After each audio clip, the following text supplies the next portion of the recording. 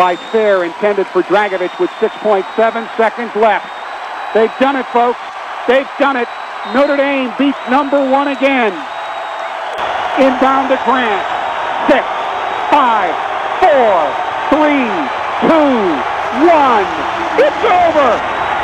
9 #1 teams have come to Purcell Pavilion, and now 7 have left with a loss. The students mob the floor. Jaron Grant right in front of us.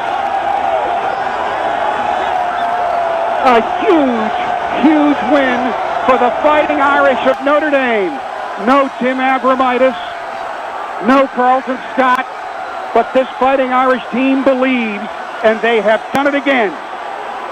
Notre Dame defeats the top-ranked and previously undefeated Syracuse Orangemen with 2 outstanding halves of basketball. They win it 67-58.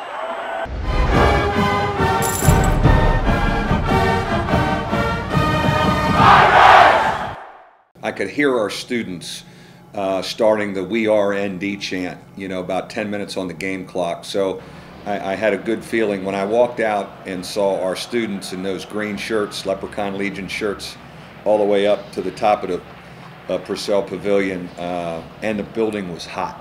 You know, when our crowds are good, the building's usually a little warm at the beginning. So you could feel the electricity in the place, and I knew it had the makings of a special night because I knew our crowd was really ready to participate. Here's Atkins, who has shot it well the last couple of games. They get it around to Connaughton, and he buries a 3. It's a good start for the Irish.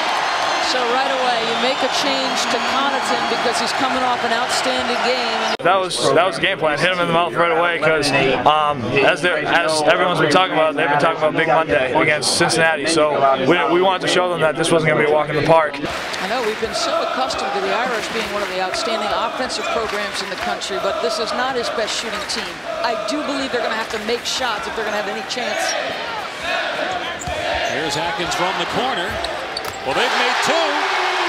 2 for 2 from behind the arc to start the ball game. Here's Martin to Atkins. They find Connaughton. Same spot. He hit one earlier. And Notre Dame is 3 of 3 from behind the arc. Timeout, Syracuse. We want to get off to a good start against a really good team at home. We made shots early. We did a good job making shots because we moved the ball well. And we're such a good passing team. I thought, you know, we could get stuff, but we executed well early, and you get them to call a timeout, and then all of a sudden, everybody in the building starts to believe it's going to be one of those days. Mara out in front of the 2-3. Not this group. And a steal as Joseph lost it. Dragovich will take it in and get fouled on the way to the goal. Atkins on the right now, open Dragovich 3.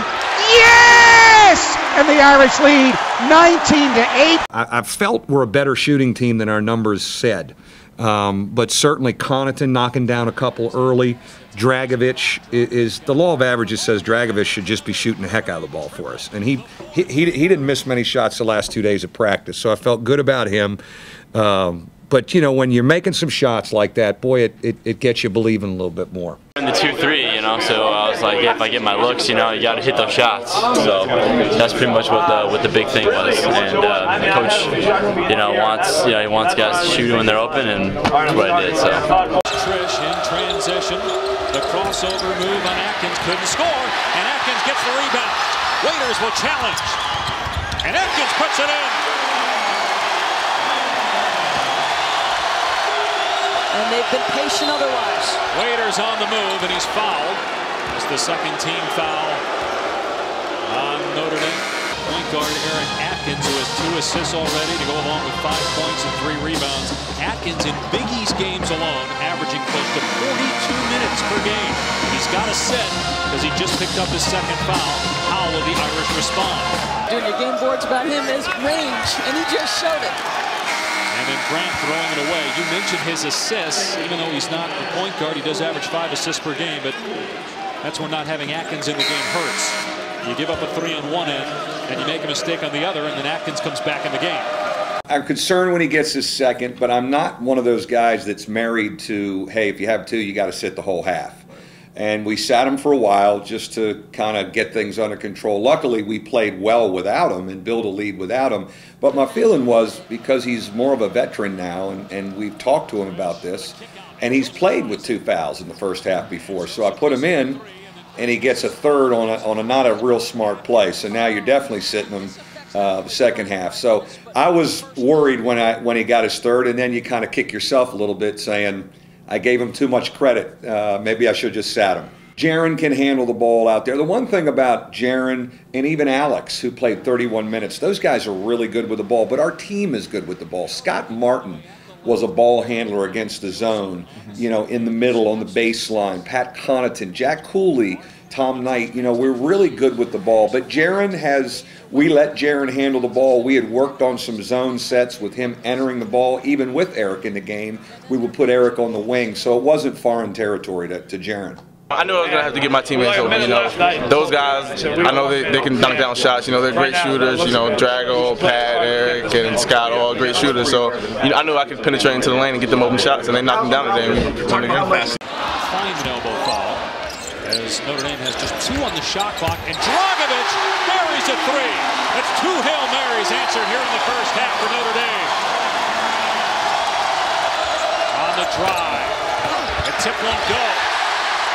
And it ends up in the hands of Waiters. He'll let a 3 fly, and he finally gets his first field goal. Punch from 3 different guys. Here's Connaughton for 3, way off.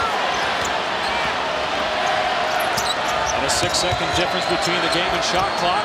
And Waiters with back-to-back 3s. 6 quick points by Syracuse to cut the deficit to 12, and now full court pressure. Times this year. 2 seconds left. The alley-oop is picked off, and that will end the first half. Good final minute for Syracuse. You know, I walked right in and I said, great half. Just a fabulous half. We're in great position. They made a little run on us. We lost control of the tempo there, and they got playing fast, which is what they were waiting for. But I've said, you know, we knew we were going to have to be resilient. I made a lot of comparisons to the Louisville game, where we had tough stuff happen to us, but this group learned how to get through it on the road and should have confidence in that kind of poise. And I thought we had great poise, you know, to start the half then.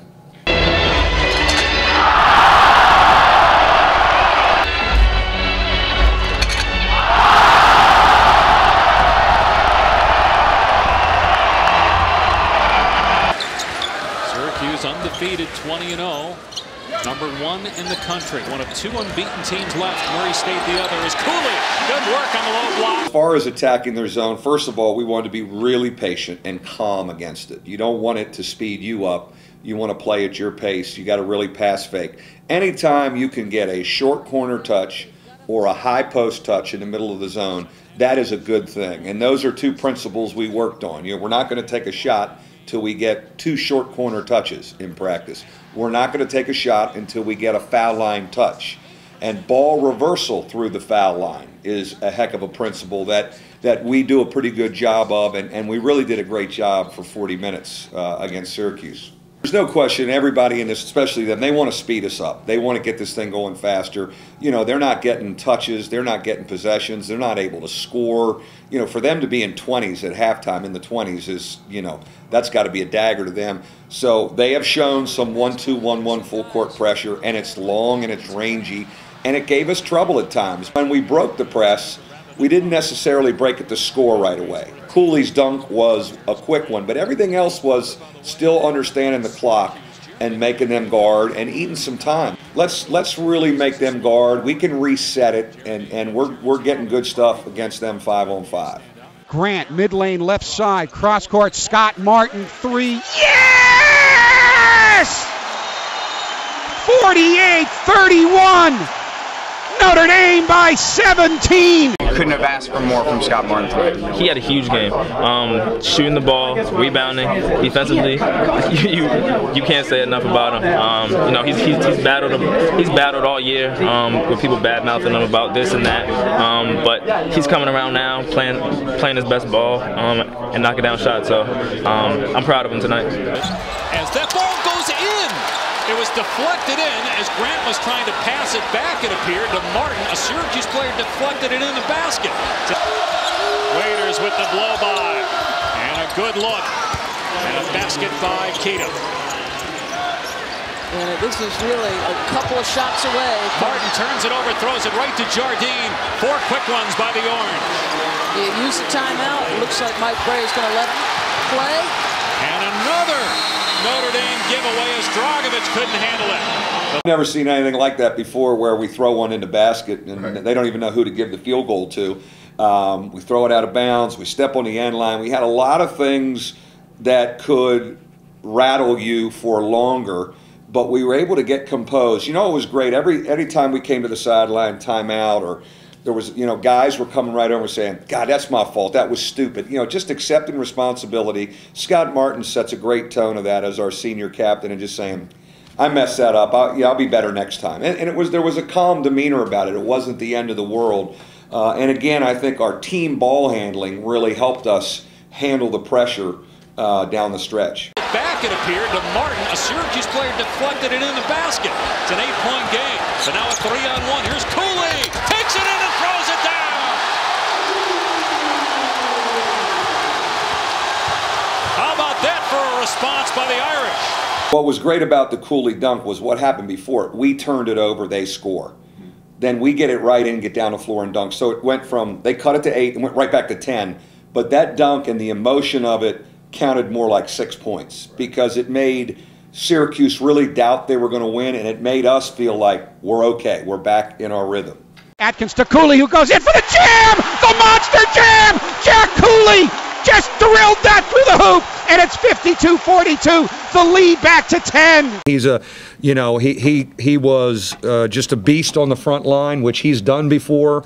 You know, some of those plays where he ripped out loose balls and got second shots, I think it made his teammates believe even more, and our crowd loves him. It got our crowd juice. But, you know, when we play that tempo, he can play longer minutes too. You know, he could play 35 minutes because he's able to rest on offense a little, and it's hard to have him out of the game when he's playing like that. When did you guys know you had it? When I forgot, someone got fouled, and Alex looked at me, and then I looked at the clock, and I was like, 27 seconds left.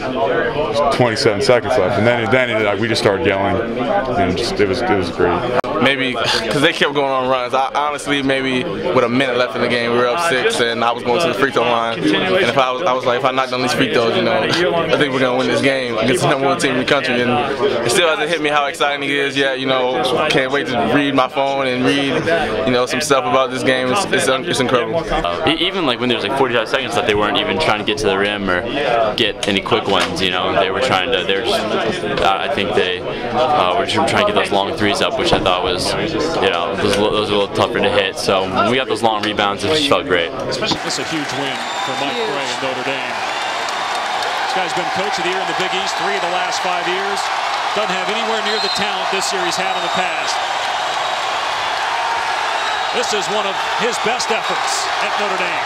As #1 goes down, Syracuse undefeated no more.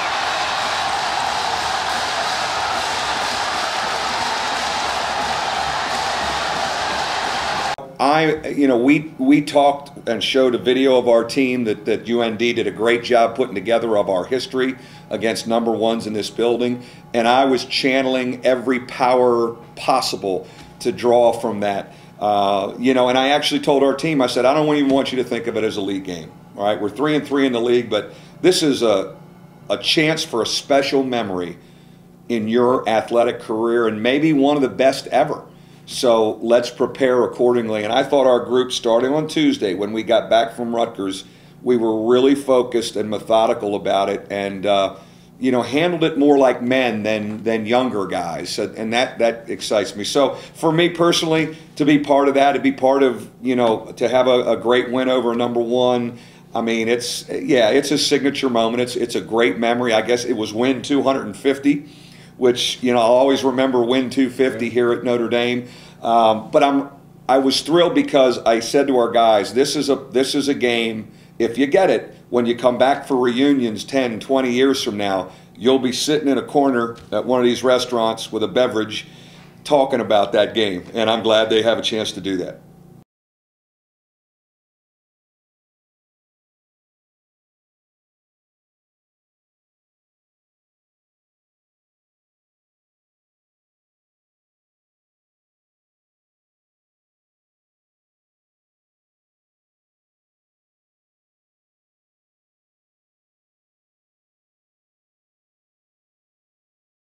Dame.